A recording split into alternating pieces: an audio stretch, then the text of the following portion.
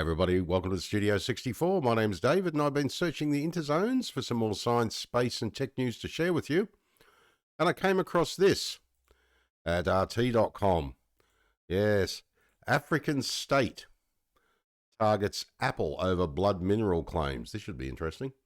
The Democratic Republic of Congo lawyers accuse the US tech giant of selling technology that uses illegally sourced minerals from a conflict region. Yes, apparently only some Black Lives Matter. Yeah. The Democratic Republic of Congo, DR Congo, is considering legal action against US tech giant Apple if it fails to respond to questions about its mineral supply chain in the Central African country, lawyers representing the Democratic Republic of Congo said on Wednesday. Yes, lawyers from Washington-based Amsterdam and Partners, LLP, and Burden and Associates in Paris said they wrote to Apple's US parent company and its French subsidiaries on April 22, demanding answers about whether the firm was sourcing materials for its products from conflict areas in eastern DR Congo.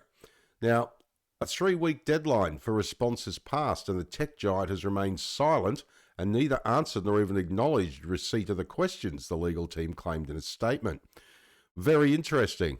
Yes, it's fascinating to watch all these people on social media on their many thousands of dollars worth of Apple devices saying they don't believe in, modern slavery and all this sort of stuff and exploitation and Black Lives Matter and everything, and this sort of crap's going on. It's fascinating, isn't it? The absence of a response is an implicit admission that the questions we asked Apple were relevant, William Burden, one of the lawyers, said.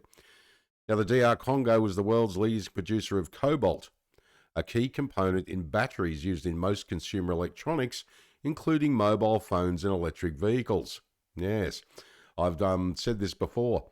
While we in the West are cruising around in our electric vehicles, with a sense of moral superiority, a lot of them are made in China, and the Chinese in 2022 alone got 300 million more tons of coal for their dirty coal-fired power stations in order to make the electric vehicles that have cobalt in them and that come from the Democratic Republic of Congo.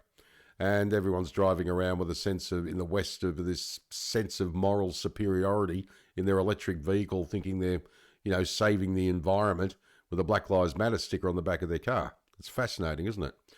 The country has been plagued by decades of violence, particularly in the East, linked to dozens of armed groups, including M23 militants, who are fighting the government for resources.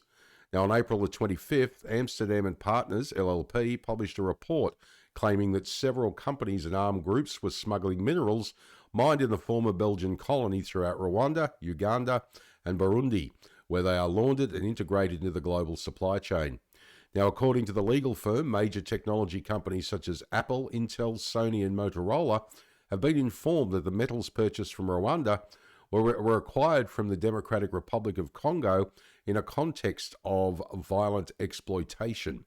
Now, Robert Amsterdam, founding partner of Amsterdam and Partners LLP, accused Apple of selling technology made with minerals sourced from a region whose population is being devastated by grave violations of human rights. Absolutely fascinating, isn't it? Since the release of the blood minerals report by Amsterdam and Partners, we have received new evidence from whistleblowers. It is more urgent than ever that Apple provides real answers to the very serious questions we have raised as we evaluate our legal options, Amsterdam said.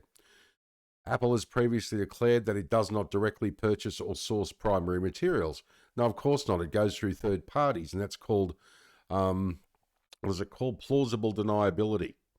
It's the same as Apple in India, getting iPhones and iPads and whatever, and laptops, whatever they were making in India, in a factory that was paying its workers a pittance.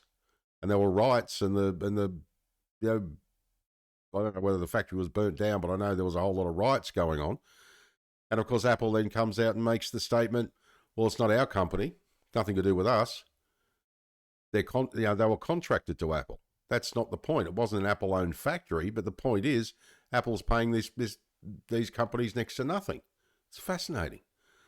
Last year, it stated in a report that there was no reasonable basis to conclude that any of the smelters or refiners of tin, tantalum, and tungsten, 3T minerals, as well as gold, 3TG, directly or indirectly financed or benefited armed groups in the DR Congo or neighbouring countries.